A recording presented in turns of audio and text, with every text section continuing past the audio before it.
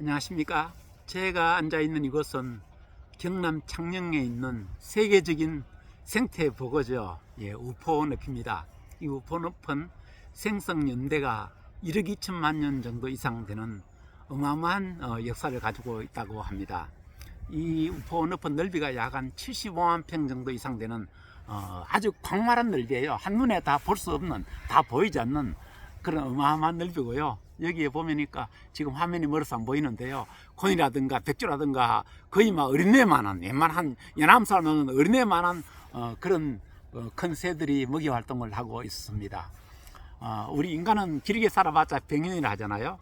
이 100년의 비해가 1억 년이란 정말 어마어마한 참 긴 세월이죠. 우리 인간의 100년 세월 1억 년 하게 되면 최소한 100만 배 이상이 되는 엄청난 긴 세월이 됩니다.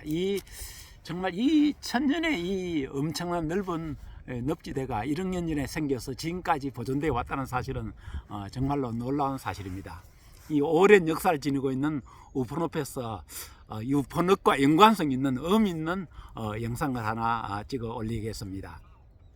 여러분들 생물 속생설이라고 아시죠? 아마 대부분은 다 고등교육을 받으신 분들은 대부분은 다 아실 겁니다.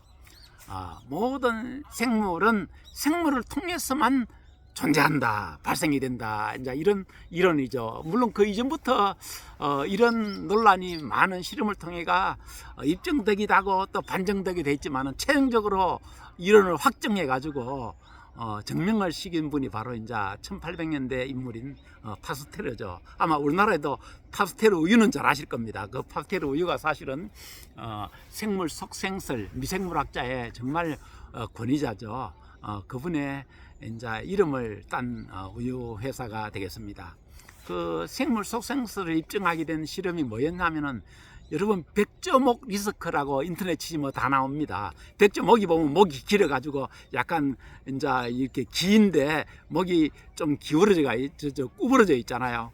백조목 리스크를 통해 가지고 어떤 실험을 했느냐면은 그 안에 뭐 생선이라든가 이런 걸 푹 삶아가 완전 멸균 상태로 해가지고요. 멸균 상태로 해가지고 바깥 공기가 완전 차단된 건 아닌데 여과 철미한 그 이제 여과 장치를 통해 가지고 오염된 세균이 들어갈 수 없도록 이렇게 만들어 놓은 실험도 보였어요. 자, 일반적으로는 말이죠. 이 세상의 모든 미생물이라든가 이런 생물체들이 오랜 역사를 통해 가지고 자연적으로 뭐 이끼가 끼고 이끼 끼다 보니까 뭐 어떻게 미생물이 아주 미세한 생물체가 발생이 돼 가지고 오늘날 그것이 진화를 거듭해가 이런 많은 이제 동식물이 됐다. 일반적으로 이제 진화론자들은 그렇게 합니다. 그런데 여기에 이제 실험을 통해가 그게 아니다. 모든 생물은 오직 먼저 있던 생물을 통해서만 생물이 탄생하고 존재한다. 이걸 이제 백조목 리스크라는 그 실험 장치를 통해 실험을 했단 말이에요. 자, 완전히 고기라든가 육류를 푹 완전 멸균 상태로 삶아가지고 공기가 외부 공기가 그대로 절대 세균 함유한 상태로 들어가지 못하도록 이 백조목 리스크에 넣어가지고 예를 들어가 1년이나 몇 년 넣었다고 했을 때 거기에 어떤 현상이 생겼을까요? 거기에 구더기가 생기고 부패한 현상이 생겼을까요? 아니에요. 그 실험을 통해 가지고 외부에 세균이 유입되지 않는 한 그대로 무균 상태로 있었던 거예요. 그럼 이것은 이 우주에도 이걸 그대로 적용할 수 있는 거예요. 이 우주 역사가 아무리 수십억 년이 됐다 하더라도 별도로 외부에서 어떤 생명체라든가 미세한 그런 어떤 세균이라도 이 우주에 이 지구에 집어넣지 않는 한은 생명이 생겨날 수 없다는 것을 그 파스테르 씨의 그 1800년대 그 생물 속생설이라는 그 백조목 리스크 그 이제 실험 기구를 통해 입증을 했단 말이에요. 결단코 이 세상의 모든 생명체들은 먼저 있던 어떤 생명체들을 통해서만 탄생될 수가 있는 것이에요. 그러면 이 생명체가 어디서 나왔을까요? 제가 늘 자주 설교도 하고 그럽니다만 영원히 살아계신 그 하나님이 생명을 부여하셔가지고 이 세상 생명체가 탄생한 거라 말입니다. 우리 사람들은 어떤 면에 말해 참 어리석은 부분이 있습니다. 우리가 감기 같은 거는 걸릴 확률이 99% 하더라도 절망 안 하잖아요. 땅을 치고 절망 안 하잖아요. 왜냐하면 걸려봤자 별로거든요. 그런데 암 같은 것은 걸릴 확률이 1%만 돼도요 사람들 얼마나 깜짝 놀랄까. 1%만 되게 되면요, 제가 볼 때는 아마 어느 특정 지역에 암 발병할 확률이 1%가 있는 어떤 그런 광물질이라든가 그런 물이 흐른다든가 하게 되면 아마 그곳 사람들 살지 못하게 이주시켜 버리게 될 거예요. 왜 그럴까요? 감기는 99%여도 덤덤한데 암은 왜 1%만 확률이 돼도 왜 사람들이 그렇게 화들짝 놀라고 경계를 할까요? 엄중함 때문이죠. 감기는 99% 걸려봤자 별것 아니지만 암은 1%의 확률이지만은 걸렸다면 매우 우리 인간에게 심각한 그런 질병이 되기 때문에 그런 것입니다. 제가 왜 이 말씀 드리는가 하면은 아까 제가 이 세상의 모든 생물은 먼저 있던 생물을 통해서만 발생이 된다 그랬죠. 그러면 이 현재 이 지구상에 있는 많은 생물들의 가장 먼저 있던 그 생물의 맨 끝에 올라가게 되면 역시 이 모든 생물을 창조하신 하나님이 계시다는 것을 입증하는 증거가 되는 것이란 말이에요. 그렇기 때문에 이런 모든 현상들을 보더라도 이 세상의 모든 이 살아있는 모든 생명체의 그 건너편에는 살아계신 하나님이 계신 거예요. 그렇다면 우리 그리스도인들은 이론적으로는 100% 하나님 살아계신 거 믿습니다. 그 얼마나 체감하느냐는 또 개인의 믿음에 따라 별개의 문제지만은 일단 기독교 신앙의 가장 근본적인 그 이론적인 면에서는 하나님은 살아계신다, 이게 100%거든요. 근데 하나님을 믿지 않는 불신자들의 입장에서 볼 때 아직 돌아가셔 보지 않았기 때문에 사후에 과연 뭐가 있을까, 이게 좀 확정이 안 되잖아요. 그렇죠? 어떨까요? 있을 확률이 몇 프로쯤 될까요? 10%? 20%? 50%? 예.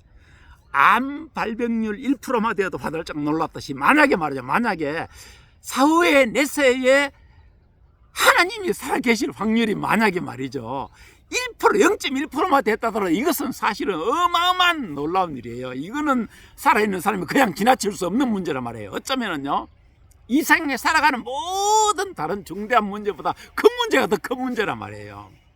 사실 그랬기 때문에 에티오피아의 그 여왕은 3000년 전에, 기원전 1000년 전이니까 3000년 전에 예루살렘에서 희미하게 하나님에 대한 어떤 신에 대한 그런 말을 전하는 솔로몬의 말을 듣고요, 에티오피아 여왕이 국정을 멈춰놓고 말이죠, 그 수천리 길을 많은 신하들 데리고 솔로몬의 말을 더 자세히 들으려고 왔다니까요. 그래서 에티오피아는 말이죠, 선교사들이 선교하기 전에 자발적으로 1000년 전에 이미 유대교를 받아들였고, 다시 그 이후에 사도행전에 보면은요, 이제 계속 그때부터 유대교 신자 유대교를 믿는 나라가 돼가지고 계속 해마다 예루살렘을 왔다 갔다 하다가 이제 예수 그리스도 오시고 난 뒤에 다시 이제 이 개신교, 다시 이제 신약 시대에 이 복음을 받아들이게 되는 그런 일을 하게 됩니다.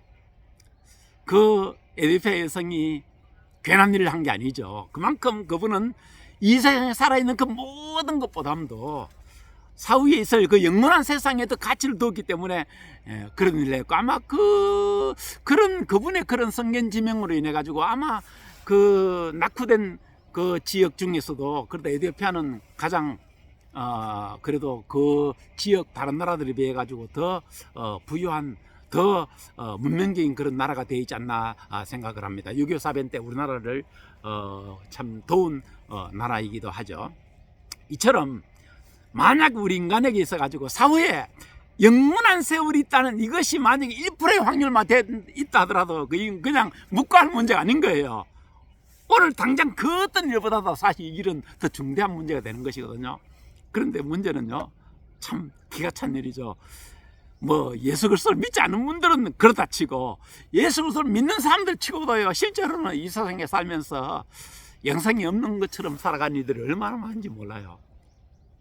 정말 저는 이제 오늘 오랜 역사를 지닌 우폰읍, 1억년의 역사를 지닌 우폰읍 이곳에 와서 정말 인간의 사후에는 어떤 역사가 진행되고 있을 것인가, 영혼이란 우리 인간에게 무엇을 의미하는가, 이것을 잠시 한번 생각을 해 보았습니다.